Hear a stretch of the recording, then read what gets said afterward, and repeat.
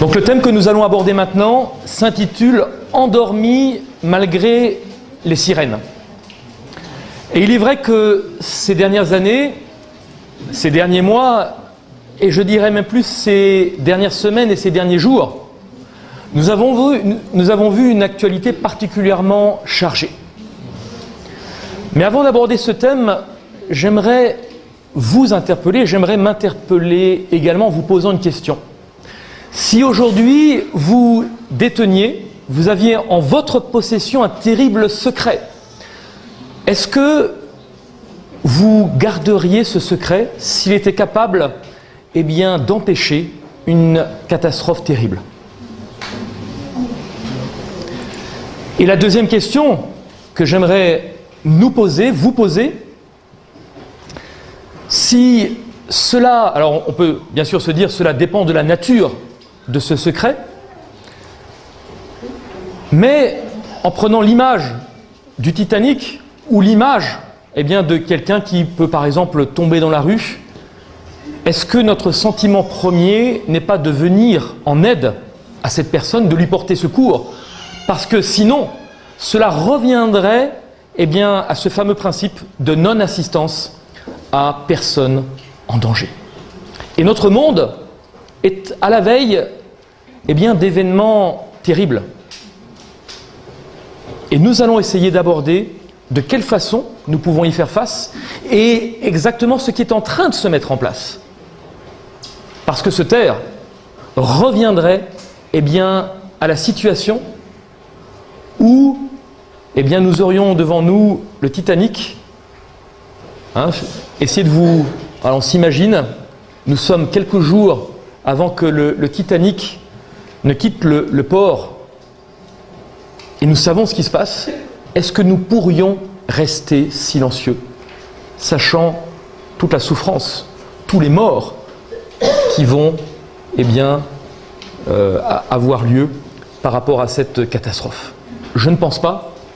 Et nous avons un devoir, principalement en tant que chrétiens, eh bien, d'avertir sur ce qui se met en place. Et surtout aujourd'hui, où nous voyons eh bien, un monde qui est démuni, un monde qui se pose des questions. Si ce secret vous permettait de connaître l'avenir, est-ce que nous pourrions rester silencieux? Et ce qui est très intéressant, c'est de voir que l'homme est désireux de connaître l'avenir. L'homme est tellement désireux de connaître l'avenir, eh bien, aujourd'hui se tourne vers toutes sortes de pratiques, que ce soit l'astrologie, la cartomancie, que ce soit la divination, les horoscopes, l'occultisme, la voyance. Et quand on voit les chiffres en France, on se dit, mais la France ne croit pas, la France ne croit pas en Dieu, mais par contre, elle croit. Elle croit en toutes sortes de pratiques. C'est 100 000 praticiens aujourd'hui en France, et c'est un chiffre d'affaires de 3,2 milliards d'euros, ce qui est colossal. Ça représente 15 millions de consultations par an. 15 millions de consultations. Pourquoi? Pour savoir quoi? Pour savoir de quoi demain sera fait. Pour savoir, eh bien, ce qui va se passer. Et les gens aujourd'hui sont dans une détresse telle qu'ils ont besoin d'être rassurés. Et nous allons voir au travers de cette présentation, à travers un livre unique, ce livre qui a défié les siècles, où nous pouvons lire la parole d'Amos au chapitre 3 et au verset 7, un encouragement extraordinaire, car Dieu dit « Le Seigneur, l'Éternel, ne fait rien qu'il n'ait révélé son secret à ses serviteurs, les prophètes. » Et nous allons voir, au travers de ces deux présentations, cet après-midi et demain matin, eh bien, ce qu'il en est, au travers de 6 grandes thématiques. Et j'aime beaucoup ce schéma parce qu'il représente un petit peu le fonctionnement de notre monde. Vous avez une foule qui s'avance, lentement mais sûrement, au bord d'une falaise, et puis ceux de derrière s'exclament « Où allons-nous » Aucune idée. Ceux de devant doivent le savoir. Et ceux de devant, qui posent la même question, où allons-nous? Eh bien, je ne sais pas, demandez à ceux qui poussent. Et je pense que notre monde, aujourd'hui, est dans cette situation. Certains se demandent où vont nos dirigeants, et nos dirigeants se demandent eux-mêmes où nous allons. Et donc, nous sommes face à une terrible interrogation. Et c'est très intéressant, c'est de voir que dans l'évangile de Matthieu, eh bien, Jésus, se projetant à la fin des temps, fait cette interpellation en disant que, de même, vous aussi, lorsque vous verrez tout cela, sachez que le Fils de l'homme est proche à votre porte. Mais de quoi parlons-nous exactement? On nous parle tout simplement de quelque chose d'extraordinaire qui est le retour, le deuxième retour de Christ, et qui vient justement pour mettre fin à ce monde. Et je pense que cela mérite au moins de savoir ce qu'il en est et d'étudier pour savoir de quoi demain sera fait. Alors, nous sommes au seuil d'événements solennels. Et j'aime beaucoup cette citation qui a été écrite il y a plus de 100 ans et qui cadre parfaitement avec ce que nous vivons aujourd'hui. Et l'auteur, se projetant à notre époque, a pu écrire « Les signes des temps proclament que nous sommes arrivés au seuil d'événements graves et solennels. Tout ici-bas est en effervescence. » Et c'est précisément ce qui se passe dans notre monde. Les prophéties du Sauveur relatives à ce qui va se passer avant son retour s'accomplissent sous nos yeux. Vous entendrez parler de guerre et de bruit de guerre, a dit Jésus. Une nation s'élèvera contre une nation, un royaume contre un royaume, et il y aura en divers lieux des famines et des tremblements de terre. Et l'auteur continue. Notre époque offre un intérêt capital pour nous tous, souverains, hommes d'État, tous ceux qui occupent des postes de confiance, tous ceux qui réfléchissent ont l'attention fixée sur les événements qui se déroulent autour de nous. Ils suivent avec intérêt les rapports qui existent entre les nations. Ils notent la tension qui s'exerce sur les éléments terrestres et ils se rendent compte que quelque chose de considérable et de décisif va se produire. Le monde est à la veille d'un formidable dénouement. Et enfin, elle termine en disant « Seule la Bible, aucun autre livre, seule la Bible nous donne une vue exacte des choses.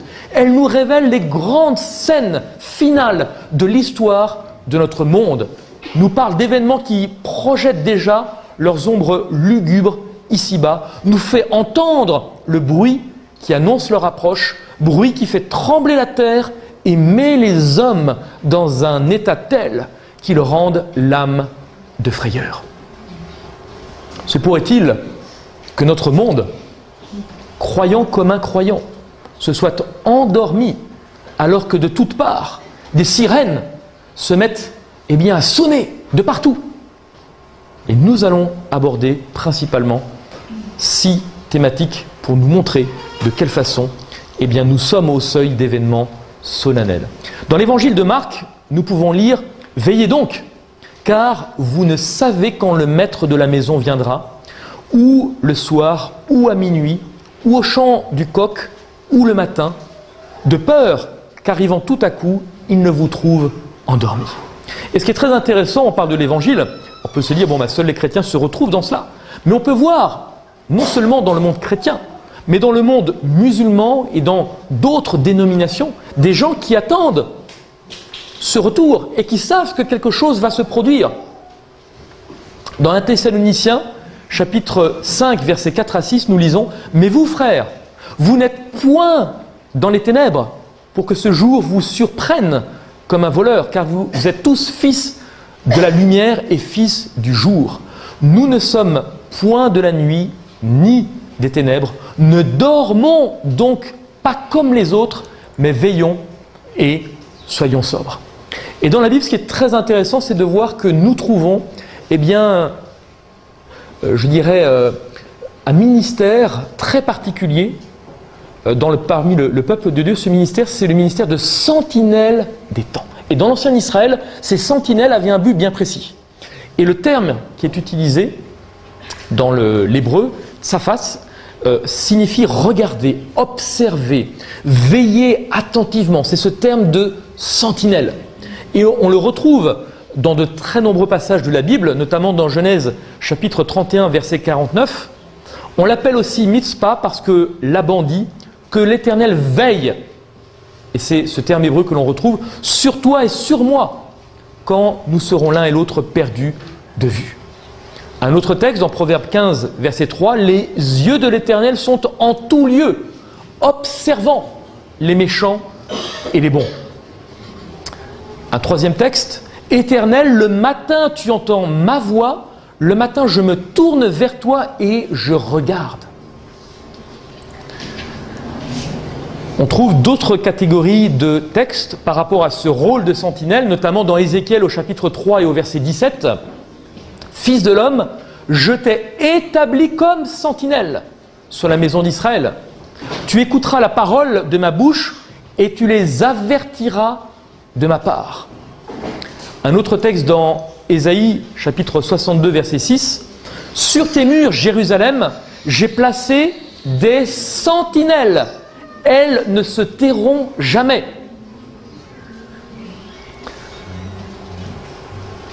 Dans Ézéchiel, chapitre 36, verset 6, on retrouve également cette notion de sentinelle, et le verset va même jusqu'à dire que celui qui ne fait pas son rôle et qui ne crie pas, qui n'avertit pas alors qu'il faut le faire, je redemanderai son sang à la sentinelle. Donc on voit que cette mission de sentinelle, ce que Dieu a demandé à certaines personnes, est très très importante également dans ce contexte dans lequel nous sommes. Et les trois derniers versets, Ésaïe chapitre 21, verset 6, « Car ainsi m'a parlé le Seigneur, va, place la sentinelle, qu'elle annonce ce qu'elle verra. » Ainsi, en tant que chrétiens, nous sommes censés être tous et toutes des sentinelles pour avertir, pour annoncer ce qui arrive.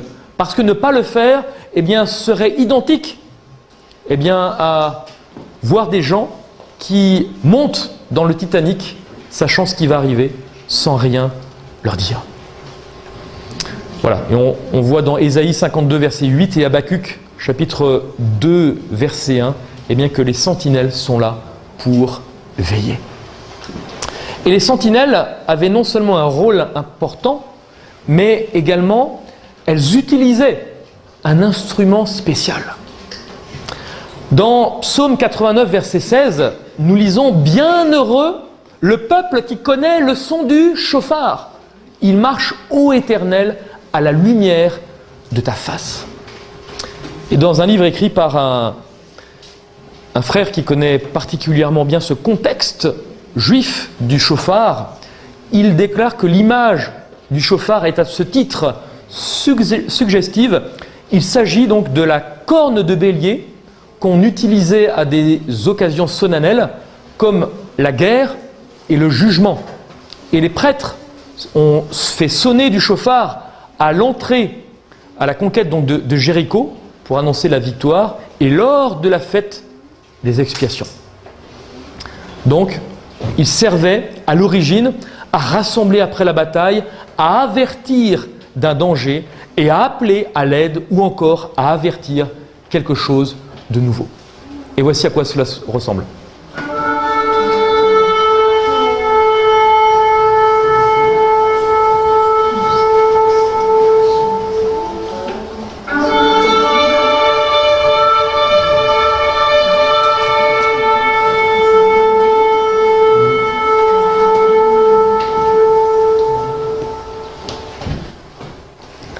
On voit bien que c'est vraiment un bruit solennel qui annonce quelque chose de sérieux et de grave.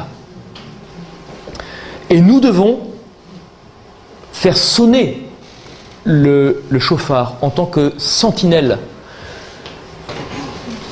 Le chauffard servait à rappeler les avertissements de nos prophètes. Et quand nous entendons ce bruit, nous nous souvenons, notamment dans Jérémie chapitre 6, verset 17, d'écouter le son du chauffard parce que cela nous avertit d'un danger.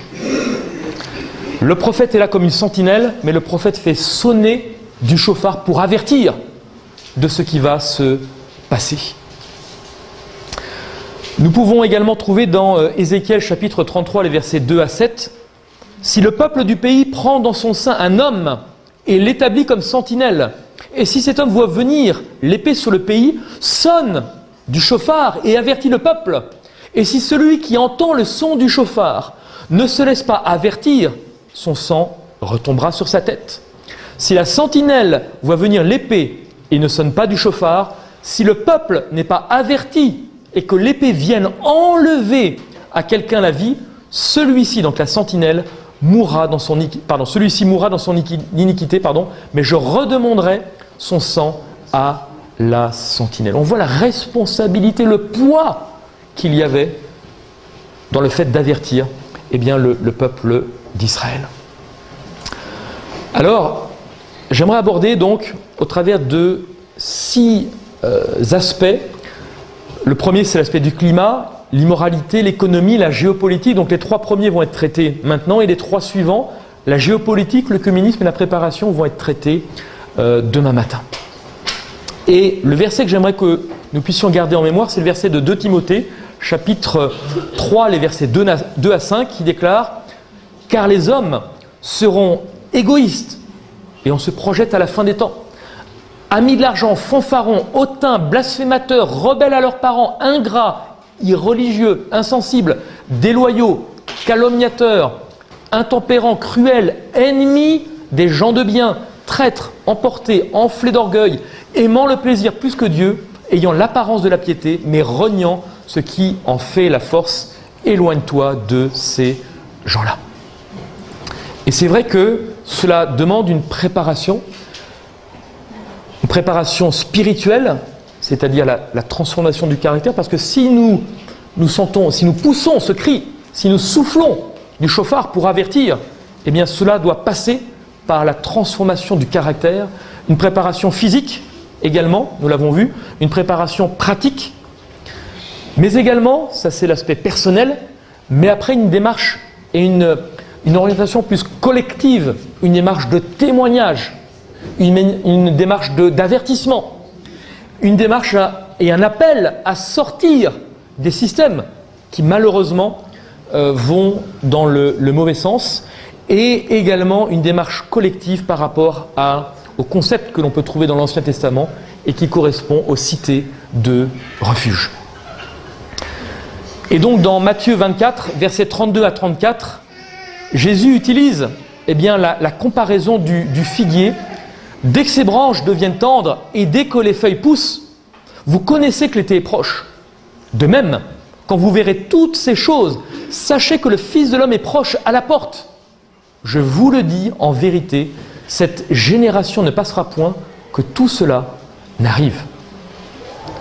Et lorsque l'on voit tous ces signes climatiques, géopolitiques, économiques, œcuméniques, etc., on se dit, comme cette image que Jésus prend par rapport aux feuilles du figuier, que, les choses sont mûres à un point jamais atteint dans l'histoire de l'humanité. Alors le premier domaine, c'est le domaine du climat. Et c'est vrai que lorsque l'on parle du réchauffement climatique, on parle de montée des eaux, de pollution, de courants des mers perturbés, d'inondations. On parle de catastrophes, on parle de santé également. Et je ne veux pas tomber dans le catastrophisme, mais juste vous rappeler quelques éléments. Parce que le but, c'est pas, à un moment donné, de faire peur aux gens, qu'il y ait une réaction, et puis que 3 semaines après, les gens aient oublié. Le but, c'est juste d'interpeller, de vous laisser quelques éléments d'information, et qu'on puisse, après, construire sur autre chose. Parce que si on a pris conscience du changement climatique, c'est bien, mais ça ne va pas changer la face du monde. Donc, ce qui est le plus important vient après. Mais c'est intéressant de se rappeler, parce qu'on pourrait se dire, après tout, il y a toujours eu des catastrophes, ou on pourrait même être blasé en se disant, c'est une catastrophe de plus. Ici, nous avons un schéma très intéressant. Alors, là encore, c'est vrai que depuis l'an 0, on n'a pas recensé l'ensemble des tremblements de terre de la planète, c'est certain. Mais on voit malgré tout dans ce schéma non seulement une accélération, mais une explosion des catastrophes et notamment des tremblements de terre. Et nous en avons eu un particulièrement mortel ces dernières semaines. Autre élément aussi intéressant, c'est sur l'amplitude et sur le nombre de tremblements. Donc depuis les années 70 à 2008, on voit que c'est en train également d'exploser. Alors nous assistons à un climat qui est chaotique, qui n'est pas stable. Et dans Luc, chapitre 21, verset 25, nous pouvons voir que précisément à la fin des temps, il est dit, et sur la terre, eh bien une détresse des nations en perplexité, la mer et les flots rugissants. Et on voit que même les compagnies d'assurance doivent faire face eh bien, à des paramètres qu'ils n'avaient jusqu'à présent jamais eu à affronter. Ne serait-ce que sur le commerce maritime. Jusqu'à présent, vous transportiez vos biens par cargo, supercargo, tout ce que vous vouliez, les porte-containers, et vous aviez des creux de 20 mètres. Aujourd'hui, nous assistons à des creux qui peuvent aller jusqu'à 40 mètres, ce qui n'était jamais arrivé. Et on voit que ce texte de Luc est très intéressant parce que c'est ce que nous sommes précisément en train de vivre. Dans Romains 8, verset 22, nous pouvons voir que, eh bien, depuis la création, depuis la chute, depuis l'introduction du péché, eh bien, la création tout entière gémit. Et elle est dans les angoisses de l'enfantement. Alors j'aimerais vous passer cette vidéo qui ne recense pas les catastrophes depuis un an, qui ne recense pas les catastrophes des 6 derniers mois, et qui ne recense même pas les catastrophes du mois dernier, juste quelques-unes en quelques minutes, quelques séquences d'une partie de ce qui s'est passé le mois dernier, donc le mois d'avril.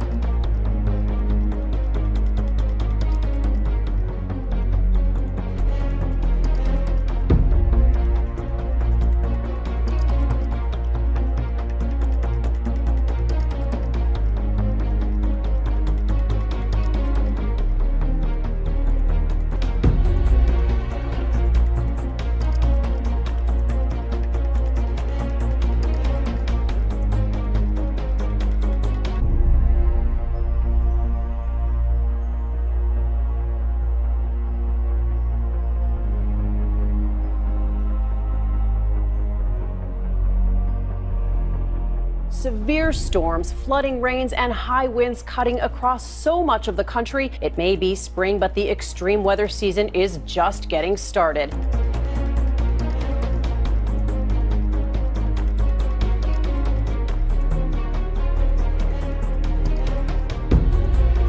Severe weather in the Midwest, millions affected by tornadoes, hail, flash floods. Tornado on the ground. Overnight wild weather across much of the country. Reports from Texas to North Carolina up to Wisconsin and Michigan.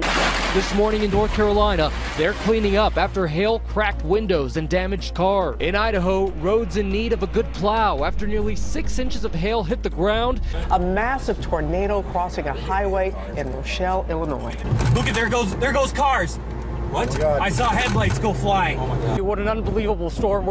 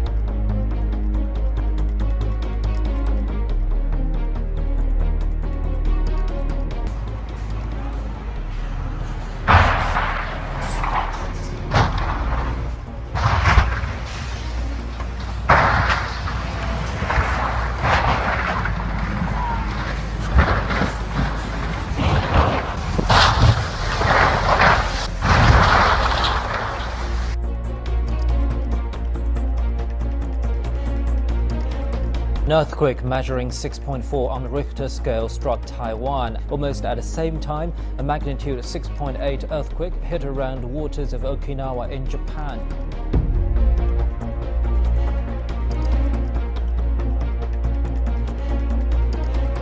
A cyclonic storm lashing Australia's east coast for a third day was declared a catastrophe by insurers after it destroyed houses, cut power to more than 200,000 homes, and caused millions of dollars of damage. The east coast low has caused unprecedented damage. From Sydney to the mid-north coast, thousands of trees have been uprooted, homes flooded and roofs torn off.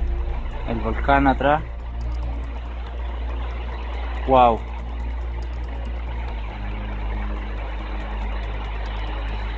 Wow.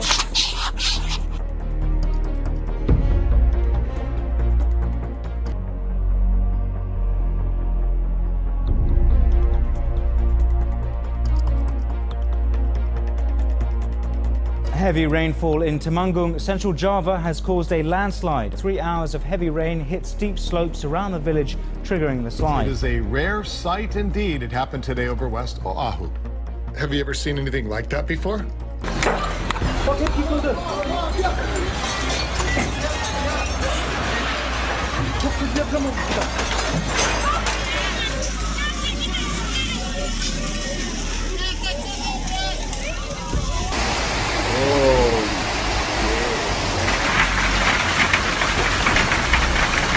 Incredible sight. This massive building behind me has been completely crushed by today's hailstorm, and there's at least 6 others in the area that have also come down. Now, this all happened this afternoon while around half a metre of hail landed on this area.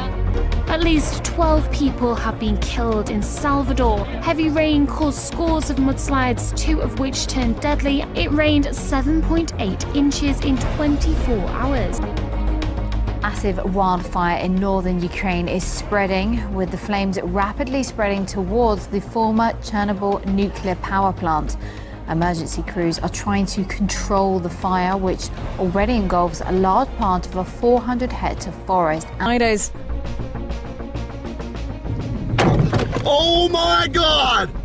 And I got it on camera. Oh my gosh, we've got softball-sized hail going on. And I just got, yep, I'm okay. I just got glass all over me. We got to get out of this. Yep, that just happened. If I'm gonna, oh my gosh. Yep, got that one too.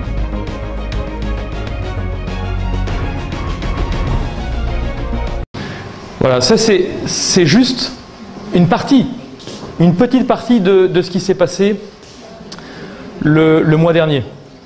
Et d'ailleurs, ce qui est très intéressant, c'est de voir que l'année dernière, eh bien, à l'Assemblée nationale, nous avons eu une intervention de Laurent Fabius qui faisait la déclaration suivante.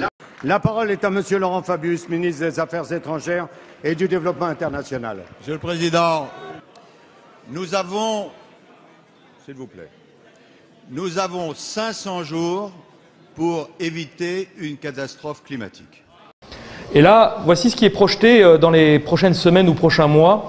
Eh bien, on s'attend à ce qu'il y ait un tremblement de terre énorme au Japon. Et malheureusement, on se souvient du dernier avec ce qui s'est passé avec Fukushima. On voit que la Terre est en train d'agoniser. Et c'est ça qui est terrible. Et donc, au mois de septembre, les Nations Unies vont lancer un plan de développement pour l'ensemble de la planète. Et on demande eh bien, l'aide du pape pour mettre en place ce plan. Et on va voir ce que cela signifie et ce que cela implique. Nous avons, il y a quelques... Alors là, nous sommes en septembre 2014. Eh bien, ce sont les scientifiques qui ont appelé au pape pour qu'il puisse sauver la planète. Et donc, l'économie de marché est incapable de protéger la planète. Les scientifiques estiment que la religion peut fournir une combinaison unique de leadership moral et des structures institutionnelles capables d'amener des changements pratiques pouvant avoir un effet immédiat. Le monde est tellement désemparé, même les scientifiques. Et donc, là, le pape François va être attendu en renfort pour la conférence sur le climat à Paris en 2015. Et le Guardian a déclaré que le pape devrait en septembre prochain rencontrer des leaders religieux d'autres dénominations et des leaders politiques pour aborder ce sujet aux Nations Unies. Donc on voit que c'est quelque chose qui est en train d'être pris au sérieux à tous les niveaux, au niveau religieux, au niveau scientifique, et on verra toute l'implication de cela. Nicolas Hulot est même allé voir le pape sur la demande de François Hollande pour que celui-ci puisse intervenir. Ban Ki-moon, donc au niveau des Nations Unies également, donc on voit le pape et Ban Ki-moon qui font cause commune pour le climat. Alors quel est l'enjeu de tout cela ? On va le voir entre autres demain, mais déjà juste un aperçu. Et ce qui est très intéressant, c'est qu'il y a quelques jours, vous avez un auteur qui s'appelle Satish Kumar, qui est un activiste indien et qui est aujourd'hui éditeur d'une revue à Londres. Et voici ce qu'il a déclaré. Il y a peu de temps, le dimanche était un jour de repos, un jour de renouvellement spirituel, un jour pour que les familles vivent ensemble, mais nous avons changé le dimanche consacré à ce repos pour en faire un jour de shopping et de voyage. Cependant, dans le cadre des émissions excessives de CO2 qui apportent des bouleversements catastrophiques, nous pouvons et devrions reconsidérer le dimanche en un jour dédié à Gaïa, un jour pour la Terre. C'est très intéressant, on va voir demain ce que ça implique et ce qu'il y a derrière. Et ici vous avez une photo aussi intéressante, Fukushima is here. Alors cette photo n'a pas été prise au Japon, mais elle a été prise en Amérique du Nord, où depuis le mois de février 2014, les déchets affluent par tonnes et par tonnes sur les côtes américaines. Et ce sont malheureusement une bonne partie de l'océan qui est contaminé par les déchets radioactifs. Et quand on met cela en perspective avec des données qui n'intégraient pas cette catastrophe de Fukushima, nous voyons qu'au niveau de la santé également, nous sommes au bord d'un Titanic au niveau de la santé, puisque les données les plus sérieuses au niveau scientifique et médical prévoient que d'ici 2030, nous ayons une explosion des cancers de l'ordre de 75%. Alors si vous rajoutez Fukushima et tout ce qui se rajoute chaque année, chaque mois, chaque semaine, on a vraiment un défi incroyable qui est devant nous. Juste un élément, on l'a abordé tout à l'heure, comment le sucre est en train de détruire le monde. Et si nous voulons avoir toutes nos facultés de discernement, nos facultés de jugement, eh bien aujourd'hui vous avez certains ingrédients comme le sucre, mais comme le café qui amoindrissent, non pas un peu, mais considérablement notre capacité, notre lobe frontal. Ici vous avez un schéma très intéressant avec la caféine, ce qui se passe dans notre cerveau, notamment dans le lobe frontal, avant et après la prise de caféine. Il faut savoir que quand vous prenez un café, en l'espace de quelques minutes, votre capacité du lobe frontal est diminuée de 25%. C'est terrible. Si aujourd'hui nous sommes convaincus que nous sommes à la veille d'événements solennels, eh bien je pense que nous devons faire attention et avoir toute notre capacité de jugement. Alors, nous avons un texte aussi intéressant d'une auteure chrétienne qui déclare qu'en raison d'une alimentation erronée, les facultés de certains sont à moitié paralysées et ils sont indolents et endormis. Également au niveau de l'immoralité, nous avons une explosion malheureusement de l'immoralité. Et Jésus déclarait précisément que dans les derniers jours, le mal ne cesserait de croître. Dans Apocalypse chapitre 9 verset 21, il nous est dit qu'ils ne se repentirent point de leur meurtre, ni de leur sorcellerie, de leur fornication, ni de leur vol. Et Jésus fait une comparaison très intéressante en Luc 17 verset 26 où il nous dit que, eh bien, c'est ce qui s'est passé du temps de Noé. Cela se passera de nouveau, eh bien, à la fin des temps. Et dans Genèse chapitre 6 verset 11, nous voyons précisément que du temps de Noé, la terre était corrompue, la terre était pleine de violence. Alors nous avons ici un parallèle très intéressant entre, je dirais, des données entre 1940 et 1990, faites par le département californien de la police, sur les 7 principaux problèmes disciplinaires qui étaient relevés dans les écoles. Alors on voit qu'en 1940, c'était le bavardage en classe, la mastication, le désordre dans les rangs, les courses dans les couloirs, les bruits de classe, les tenues vestimentaires malpropres, le refus de jeter les papiers dans la corbeille. Et en 90, là on bascule sur une tranche vraiment qui n'a plus rien à voir, toxicomanie, alcoolisme, grossesse, viol, suicide, vol et violence. Et vous avez même une étude du Parlement européen, faite de mémoire en 86 ou 88, qui montre que les programmes télévisuels ont un impact de 39% sur la violence au foyer. C'est énorme. D'autres chiffres, on voit que les Français, quasiment plus de 98% la télévision, des fois même plusieurs télévisions, 47 millions d'entre eux la regardent chaque jour et nous avons une moyenne mondiale de 3h47 par jour. 3h47, ce qui est colossal, ça fait 24 heures par semaine, ça fait 2 mois par an à plein temps. Waouh! Et à l'inverse, alors on se dit mais c'est vrai que c'est difficile de contenir les jeunes, etc. Mais à l'inverse, on regarde 3h47 par jour, mais à l'inverse, la conversation des parents avec leur enfant par semaine est 38 minutes. 3h47 par jour, 38 minutes par semaine. Vous ne trouvez pas qu'il y a un décalage complet? Alors il y a une autre dimension également, c'est que de la même façon que dans la Rome antique, eh bien, on donnait des jeux au peuple, hein, pour que le peuple ne pense pas à ce qu'il fallait penser et soit complètement noyé dans, voilà, et ne remette pas en question les principes du gouvernement. Eh bien, de la même façon, nous avons également aussi notre pain et nos jeux qui sont donnés par l'intermédiaire entre autres des médias. On voit les séries les plus regardées et ça fait froid aux yeux de voir autant de personnes regarder des séries qui malheureusement remettent en question mais complètement tous les principes élémentaires des commandements de Dieu. Vous avez ici entre autres Le Mentaliste où quelqu'un va utiliser des dons paranormaux pour résoudre des crimes. Voilà, il y a toutes sortes de séries. Ça c'est une série, pas la dernière en date, mais où on a demandé à certaines personnes, notamment il y avait un parlementaire, un ex-député exactement, donc on leur a proposé de l'ecstasy et de filmer en direct, donc en télé-réalité, voilà, les réactions, comment ils allaient réagir et fonctionner suite à la prise de drogue. Il n'y a plus de limite. Il y a des séries sur Adam et Ève où on voit apparemment donc, des personnes qui sont complètement nues dans des séries ou en télé-réalité. Il n'y a plus de limite.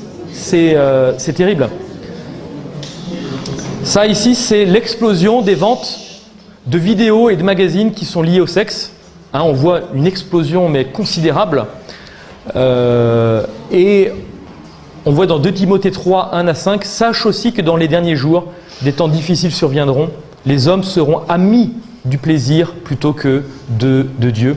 Là, on voit l'explosion également au niveau de tout ce qui est blasphème.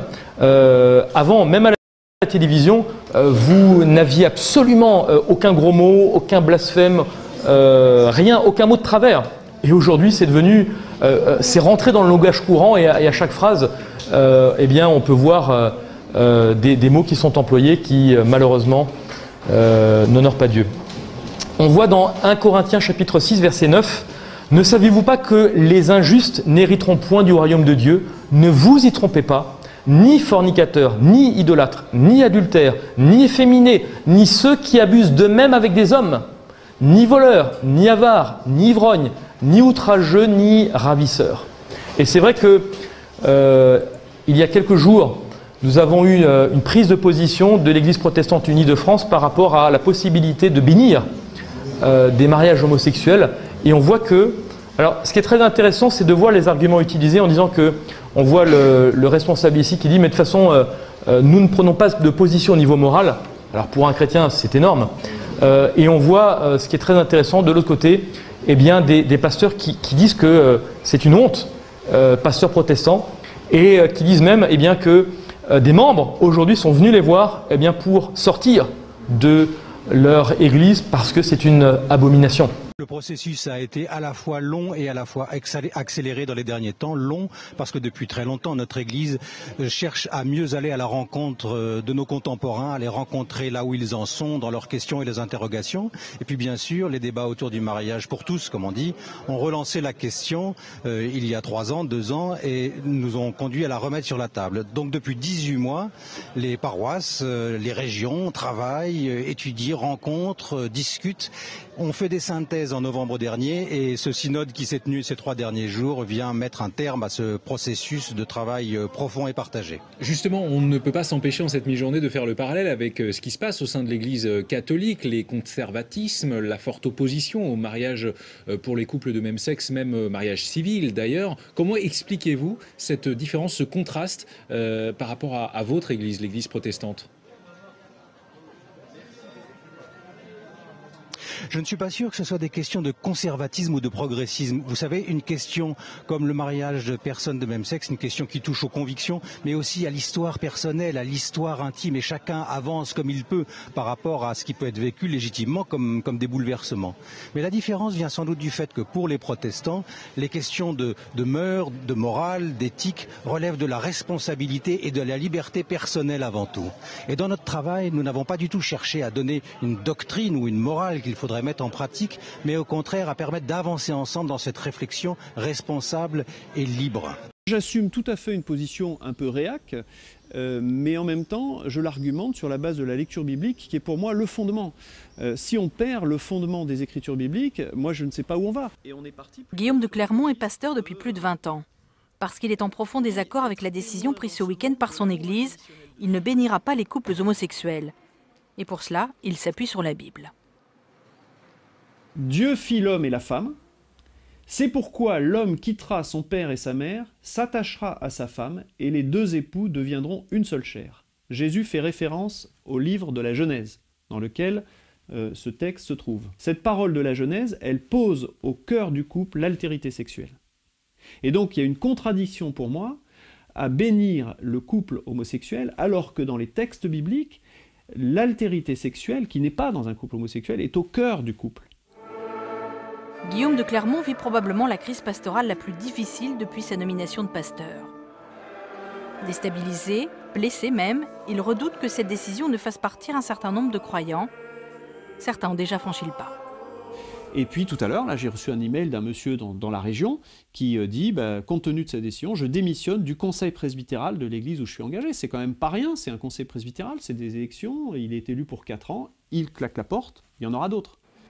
Si nous sommes église protestante et si nous témoignons de notre foi, c'est parce que nous puisons dans les écritures bibliques la source de ce témoignage. Et donc demain, par rapport, je sais pas, à l'euthanasie, par rapport à toutes les techniques de procréation qui pourraient se développer, je sais pas, enfin, je veux dire, dans tous les champs éthiques, on pourrait alors être totalement déstabilisé pour prendre nos décisions si nous quittons les écritures bibliques. Cette décision, qui ne manquera pas de faire débat chez les protestants, intervient 2 ans après l'adoption de la loi Taubira sur le mariage gay. Donc on voit que Dieu travaille. Vous avez ce pasteur pentecôtiste, alors c'est vrai qu'il est un petit peu particulier, mais ce qui est très intéressant, c'est qu'il invite les évangéliques, les pentecôtistes à quitter le protestantisme, à fuir le communisme par rapport à de telles prises de position qui vont à l'encontre de ce que la Bible enseigne. Et il a même déclaré, l'histoire a prouvé, que l'Église protestante ne nous a jamais été d'un grand secours en ce qui concerne notamment le fait de ne pas être taxé de secte. Voilà, on a également une explosion du paranormal et de très nombreux passages dans le Nouveau comme dans l'Ancien Testament nous rappellent de ne pas toucher à certains domaines parce que nous nous plaçons sur le terrain de ce que la Bible appelle Satan, l'adversaire. 1 Timothée 4.1 déclare « Or, l'Esprit dit expressément que dans les derniers jours, quelques-uns se détourneront de la foi, s'attachant à des esprits séducteurs et à des doctrines de démons. » Apocalypse 16.14. Car ce sont des esprits de démons faisant des miracles qui vont vers les rois de la terre et du monde entier afin de les rassembler pour la bataille du grand jour du Dieu Tout-Puissant. Et on voit une opposition, une guerre entre 2 armées. Et même dans Apocalypse 9, verset 21, ils ne se repentent pas ni de leur meurtre, ni de leur sorcellerie. Et on voit donc cette explosion au travers des séries télévisées. Vous avez même un film qui s'appelle Ouija qui est sorti, où on voit vraiment, ce sont des tablettes utilisées par les enfants pour appeler les démons à venir. On banalise On a même fait un film où, je ne vais pas le passer maintenant, mais dans le teaser, eh bien le réalisateur et même les acteurs, adultes et enfants, disent que nous devons tous avoir notre propre démon à côté de nous pour nous conseiller, nous orienter. C'est passé dans le langage courant et c'est devenu quelque chose de, somme toute, banal. Et après, on va nous dire que non, finalement, les gens ne croient pas, n'ont pas de religion, n'ont pas de pratique religieuse. La sorcellerie est une pratique religieuse à part entière. Ça, c'est la nouvelle série qui va sortir et qui s'appelle Lucifer.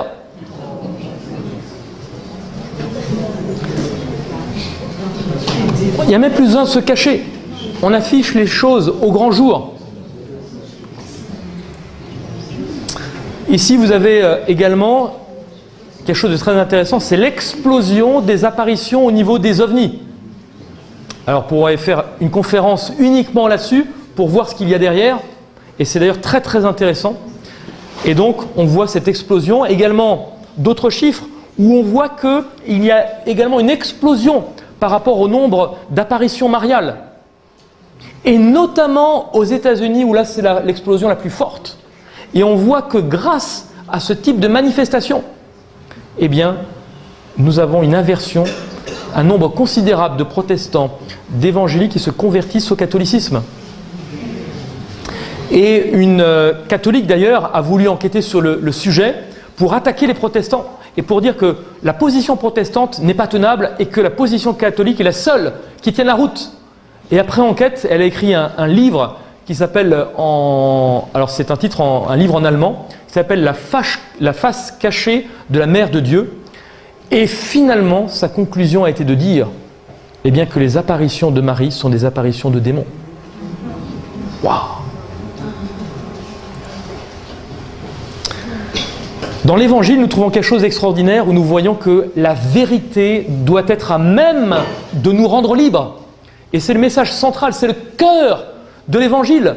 Dans Jean 8, chapitre 8, verset 32, « Et vous connaîtrez la vérité, et la vérité vous rendra libre. » Jean 14, 6, Jésus lui dit « Je suis le chemin, la vérité et la vie. Personne ne vient au Père que par moi. » Si nous désirons connaître la vérité, il n'y a pas 36 solutions. Il y a un seul homme dans toute l'histoire de l'humanité qui a pu affirmer, non pas Gandhi, non pas les sages, non pas les philosophes, mais un seul homme qui a pu affirmer dans toute l'histoire de l'humanité, je suis non seulement la vérité, je suis le chemin et je suis la vie. Et cet homme, c'est Jésus-Christ. Il n'y a aucune autre possibilité que d'avoir la vie en abondance que de passer par son intermédiaire. Et j'aimerais vous passer donc ce témoignage, et ça va peut-être interpeller certains, parce qu'on se dit heureusement, lorsqu'on devient chrétien, eh bien, au moins, je dirais, on échappe au piège de l'ennemi et on est en sécurité. On est en sécurité quand nous sommes pleinement en Christ. Et je vais vous passer cette séquence, alors elle dure 9 minutes, mais pour que vous puissiez comprendre à travers ces deux témoignages. Ils ont été mis hier soir sur la chaîne YouTube. Alexandre, toi, après ton baptême, tu nous disais que tout n'était pas rose, tout n'était pas beau, parce que toi aussi, tu as vécu quelque chose de particulier. Ouais, moi, c'était pareil que pour Valentin. En fait, j'étais jusqu'à ce que je fasse ce pas où je demande à Dieu d'agir à un moment précis. J'étais toujours soumis à des addictions, les mêmes que Valentin avait. J'avais toujours les mêmes troubles à l'intérieur de moi où je me rendais compte que j'étais toujours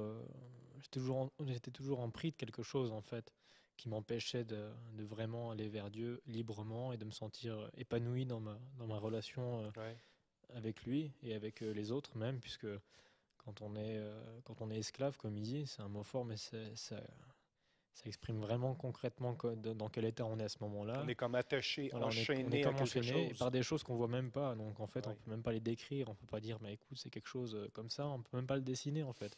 Donc on ressent quelque chose, mais nous-mêmes on trouve pas des mots pour le décrire, puisqu'en fait on se rend pas compte que c'est des chaînes qui viennent d'une entité, de quelque chose qui n'est pas naturel. Et de la même manière que Valentin, donc c'était clairement ça, c'est que j'avais ouvert des portes de mon côté aussi étant plus petit à des démons, à des êtres qui donc sont des anges déchus, sont des êtres qui sont là pour... Tout ce monde du spiritisme, de la divination, voilà, de connaître le futur à travers les personnes qui lisent dans, je ne sais pas moi, les cartes, ce genre de choses. Moi, je ne connais pas vraiment parce que je n'ai pas consulté, mais donc tout ce monde-là, pour toi, est en quelque sorte, quand on l'utilise, c'est comme si on ouvrait une porte et qu'on disait à ces esprits, ben, vous êtes bienvenus à l'intérieur de ma vie, à l'intérieur de mon existence. Oui. Clairement, c'est bien pour ça d'ailleurs que Dieu dit dans... Alors je ne sais plus la référence, mais c'est bien dit dans un verset, n'allez pas voir les diseurs d'avenir, les astrologues, les magiciens, etc. Il le dit concrètement qu'il ne faut pas aller voir ces gens-là. Donc une fois qu'on a ouvert la porte, c'est un peu comme si voilà, on disait non, moi j'ai envie, je vais essayer, je vais faire mon expérience en quelque sorte. Et donc toi, après ce baptême que tu as vécu, il y avait encore des choses dont tu devais être délivré. Oui, parce que... Et c'est là où j'en arrive à cette expérience particulière que tu as vécue. Ouais, donc là, c'était l'expérience dont j'avais besoin aussi pour être délivré de ça, en fait, parce que j'étais baptisé, j'allais toutes les semaines, j'allais à l'église, j'avais ma relation avec Dieu comme un peu tout le monde. J'avais l'impression, comme il disait tout à l'heure, d'être un chrétien comme ça, quoi, et puis d'être du bon côté, de ne pas avoir besoin de plus. Mais il y avait toujours ce manque, donc j'en suis arrivé à un moment donné à me lamenter en quelque sorte, à dire mais tu existes ou tu n'existes pas dans ce que je suis en train de vivre. J'avais eu des expériences concrètes avec lui quand j'avais ces manifestations où il a stoppé tout ça, mais j'avais l'impression d'être vide encore intérieur et de dire mais dans ce que je suis en train de vivre intérieurement, où est-ce que tu es, quoi. Donc ça c'était plusieurs mois après mon baptême. Et je commençais à expérimenter ce dont il a parlé aussi tout à l'heure, c'est le jeûne. Parce que, en fait, donc jeûne avec prière. Voilà, le jeûne et la prière. Et ça me fait penser donc au texte où Jésus dit mais ces démons-là, ils ne partent que par le jeûne et la prière. Et finalement, pour moi, c'était aussi une révélation des écrits qui sont dans la Bible, puisque ce sont des choses vraies. C'est quand on donne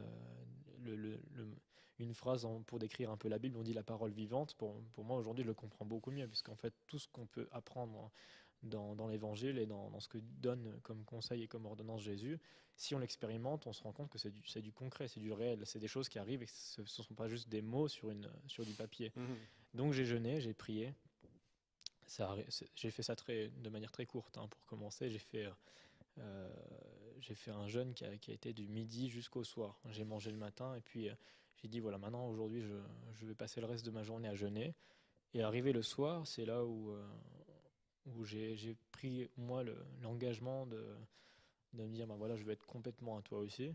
C'était donc même plus une manière de m'exprimer devant les autres, c'était quelque chose où j'étais tout seul dans la chambre où j'étais à genoux et là j'ai prié, j'ai dit voilà, écoute, maintenant je veux que ça s'arrête, que ce que je ressens à l'intérieur, ces chaînes, je sais pas comment les décrire, mais je veux que ça s'arrête, j'arrive plus à le supporter, c'est trop lourd pour moi, je veux pas marcher avec ça toute ma vie, c'est pas possible.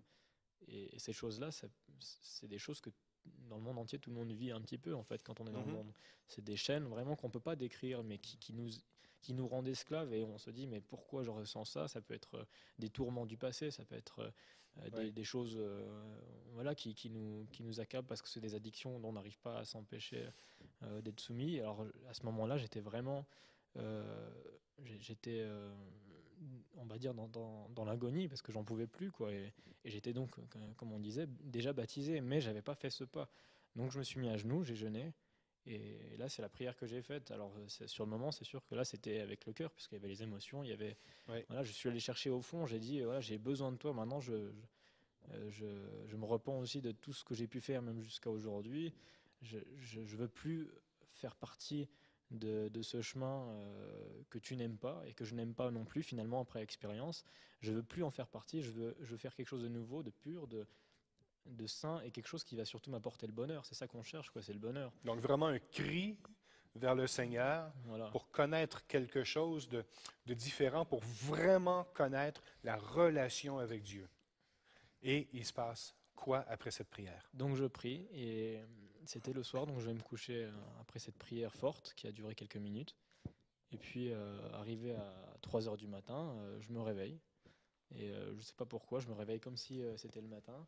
Je regarde le réveil et là, il est 3 h du matin et je me dis pourquoi je me réveille comme ça en pleine nuit. Et puis je ressens comme que pour moi c'est le Saint-Esprit qui me parlait. Quand on croit que c'est notre conscience, souvent c'est lui qui nous parle. Et je ressens ce message qui me dit continue de prier. Continue de prier. Voilà, c'était comme un message qui me dit prie encore. Alors j'écoute ma conscience. Et je me remets à genoux sur le lit et puis je prie encore. Et je dis voilà, je continue à réclamer avec détermination ce que j'ai demandé quelques heures auparavant. Je veux te délivrer, je veux arrêter ces choses qui m'ont pressé jusque-là. Et tu te recouches. Et après ça, je me recouche parce que je tombe un peu de fatigue. Je me couche et je sens une présence très pesante qui arrive. Quelque chose dans la pièce, et là je comprends pas, je me dis je viens de prier, pourquoi il se passe ça? Donc c'était toujours 3 h du matin, et je sens cette présence là qui entoure dans la pièce, et je me dis mais ça fait des années maintenant que je l'ai plus, cette présence, je l'ai pas ressentie, pourquoi maintenant? Surtout après avoir prié.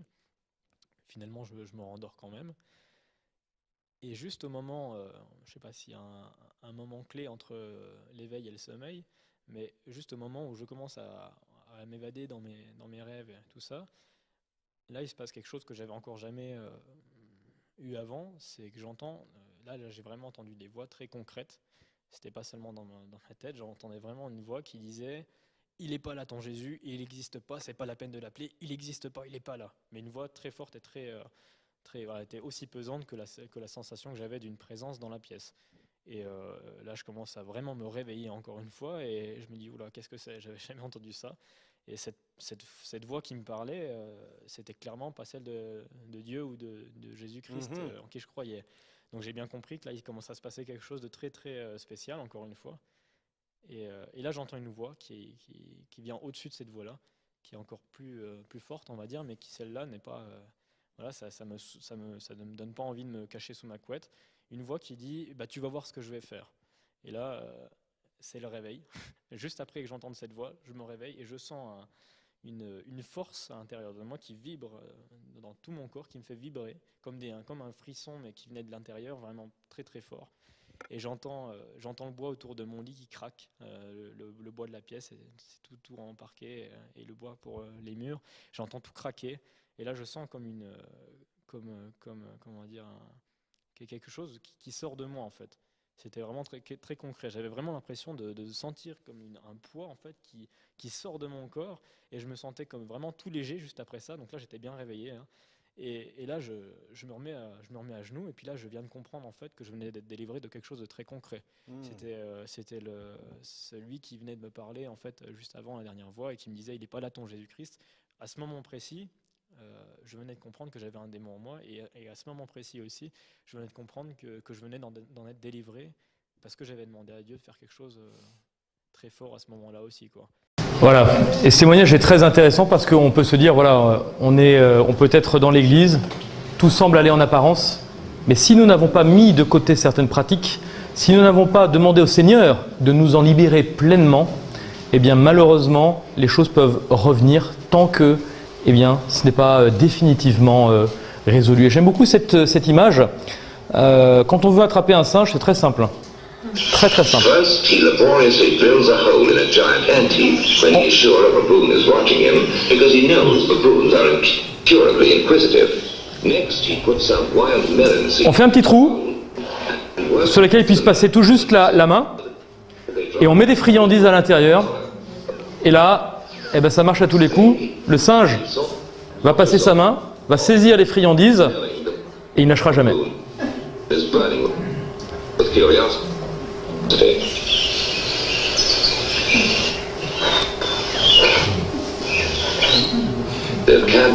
Et là, il arrive, attiré par les friandises, et vous voyez donc, il met sa main. Et bien sûr, après, il suffit juste de se rapprocher et puis l'attacher, et c'est réglé. Et pourquoi cette image est intéressante? C'est parce que c'est de la même façon dans nos vies. Tant que nous avons la main dans l'orifice en train de saisir la friandise ou peu importe ce qui nous retient, eh bien, nous ne pouvons pas être libérés. Et la seule façon d'être libéré, eh bien, c'est de lâcher prise, de lâcher ce que nous tenons, de lâcher l'habitude qui nous rend esclaves et de demander par la grâce du Christ de nous en libérer complètement. Alors il y a un troisième domaine pour terminer qui est important, c'est le domaine de l'économie. Et là on va l'aborder rapidement mais plus en détail demain. Et c'est intéressant de voir de quelle façon la Bible nous dit qu'à la fin des temps, eh bien, les hommes seront égoïstes et amis de l'argent. Dans Jacques, on nous dit que vos richesses sont pourries, en se référant à ce qui se passe à la fin des temps. Votre or et votre argent se sont rouillés. Et très intéressant, le salaire des ouvriers crie. Et qu'assistons-nous aujourd'hui? Eh bien, tout simplement le fait que de plus en plus d'ouvriers aujourd'hui, d'hommes et de femmes, crient parce qu'ils ont du mal à joindre les deux bouts. Et c'est étonnant quand on met en parallèle cela avec les données actuelles au niveau de l'économie. On voit qu'en 2014, eh bien, 85 personnes les plus riches du monde possèdent autant que 3,5 milliards des gens les plus pauvres. C'est terrible. Et en 2014, ça c'est les chiffres 2013-2014, en année décalée, 80 personnes détiennent autant que 3,5, donc on était à 85, on est à 80. Donc ça s'est réduit, donc les gens ont gagné encore plus d'argent. Et les 1% les plus fortunés vont bientôt posséder la moitié de la richesse mondiale. Comment peut-on continuer à vivre sur ce schéma-là? Dans l'Apocalypse, en introduction, on voit que eh bien, Dieu va donner une bénédiction à ceux qui lisent, mais à ceux qui écoutent les paroles de la prophétie et à ceux qui gardent les choses qui sont écrites. Et dans l'Apocalypse 13, on nous parle d'un système oppressif qui va se mettre en place à la fin des temps et qui va faire que personne ne pouvait plus ni acheter ni vendre sans avoir la marque ou le nom de la bête. Et on verra demain, rapidement, quelques caractéristiques concernant cet aspect-là. Certains parlent de puces, d'autres ont d'autres interprétations. On verra demain ce qu'il en est et ce qui est en train de se mettre en place. Et ce qui est incroyable, c'est que lorsque Jean se projette dans l'avenir à la fin des temps, on se dit mais c'est impossible d'arriver à un tel fonctionnement. Et on voit une revue scientifique qui s'appelle New Scientist, et donc qui a brossé un tableau, je dirais, de quasiment 3 millions d'entreprises, et on voit que ces entreprises, eh bien, il y a un noyau de 147 entreprises au sein de 1318 multinationales. Donc en clair, le monde est gouverné par une poignée d'entreprises. Dans le monde entier, de grands efforts sont entrepris pour remplacer rapidement l'argent par des technologies. Et nous allons avoir, dans les prochains mois, les prochaines années, un système, comme les Anglais appellent cashless, sans cash, où toutes les transactions vont devoir enregistrer. Et ici, nous avons un journal allemand qui dit que la crise financière, une crise financière est la seule chose qui va pouvoir permettre la mise en place d'un nouvel ordre mondial. Également, c'est très intéressant, la Suisse qui se prépare à des soulèvements à partir de l'Europe, parce qu'ils savent que c'est en train de bouger et malheureusement, des troubles sociaux peuvent se mettre en place. Et là également, on a un article dans Économie Matin. On voit que votre banque en faillite pourra bientôt se servir sur votre compte. On a déjà eu des exemples. Voilà, bon, quand on n'a pas grand-chose, on se dit, bon, après tout, pourquoi pas, hein. Qui se servent du peu qui nous reste, ça ne changera pas la face du monde. Dans Challenge, les banques pourront bientôt prélever les dépôts des épargnants. Challenge, qui est une revue économique sérieuse, on voit que voilà, c'est déjà voté, c'est mis en place à partir de 2016. C'est bientôt. Alors là, voilà, c'est en train également de plus en plus d'être d'actualité, pas seulement dans des pays isolés, mais au niveau mondial. Israël, le premier pays à supprimer l'argent liquide, c'est en train de se mettre en place, c'est pas encore fait, c'est un point d'interrogation, donc ils y travaillent. L'Angleterre, le Royaume-Uni, plus près que jamais de devenir une société sans cash. Ça, c'est dans les dernières semaines. L'Équateur, identique. Alors l'Équateur, on se dit pourquoi il se préoccupe de cela.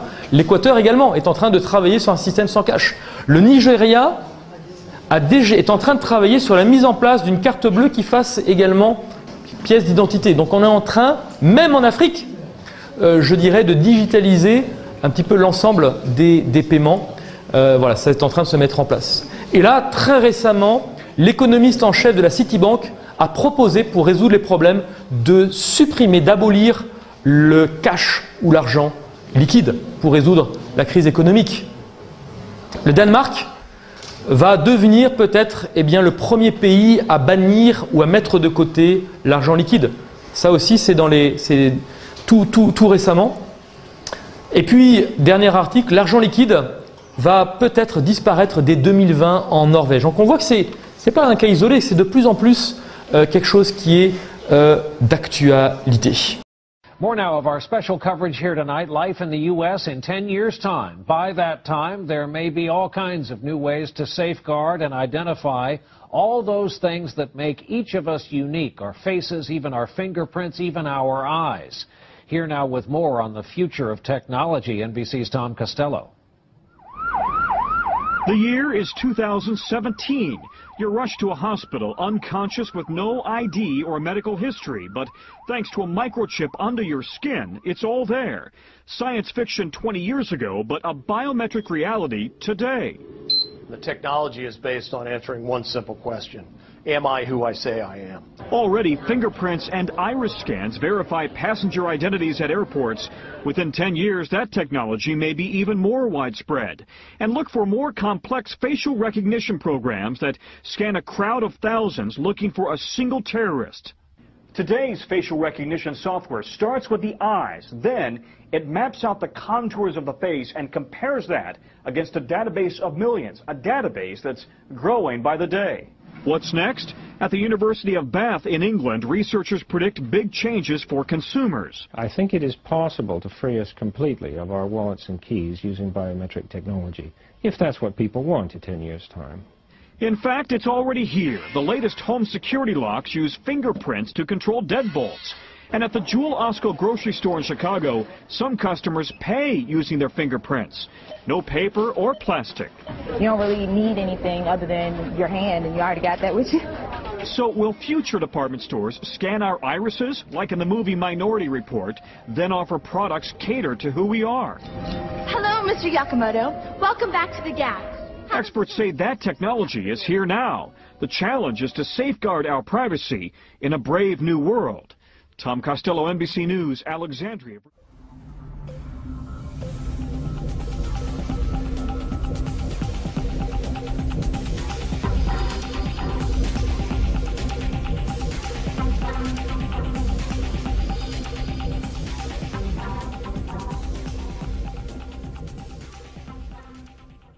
Voilà.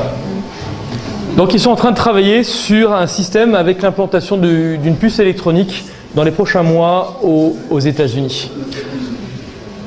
Alors, pour terminer, je prendrai un exemple très intéressant que Jésus va utiliser. Donc, lorsque Jésus utilise dans Matthieu 24 cette parabole de Noé, voici ce qu'il déclare. Dans les jours qui précédèrent le déluge, les hommes mangeaient, les hommes buvaient, se mariaient leurs enfants jusqu'au jour où Noé entra dans l'arche. Et ils ne se doutèrent de rien jusqu'à ce que le déluge vint et les emporta tous. Et Jésus ne s'arrête pas là. Et il déclare, il en sera de même à l'avènement du Fils de l'homme. Si Jésus dit que ce qui s'est passé du temps de Noé va arriver à la fin des temps, comment pourrions-nous douter de cela? Et ainsi donc, nous avons vu au travers de trois domaines, ces trois domaines qui sont le climat, l'immoralité et l'économie, et on verra demain trois autres domaines, de quelle façon aujourd'hui, eh bien, le chauffard, cette corne est en train de sonner de partout pour nous réveiller, pour nous sortir de notre torpeur. Non pas simplement pour nous faire prendre conscience, eh bien que finalement le monde évolue, mais pour nous faire prendre conscience que nous devons nous préparer. Et il y a, on verra demain quelques aspects par rapport à cette préparation. Merci de votre écoute et je vous dis donc pour ceux qui veulent revenir demain, eh bien à demain pour la suite.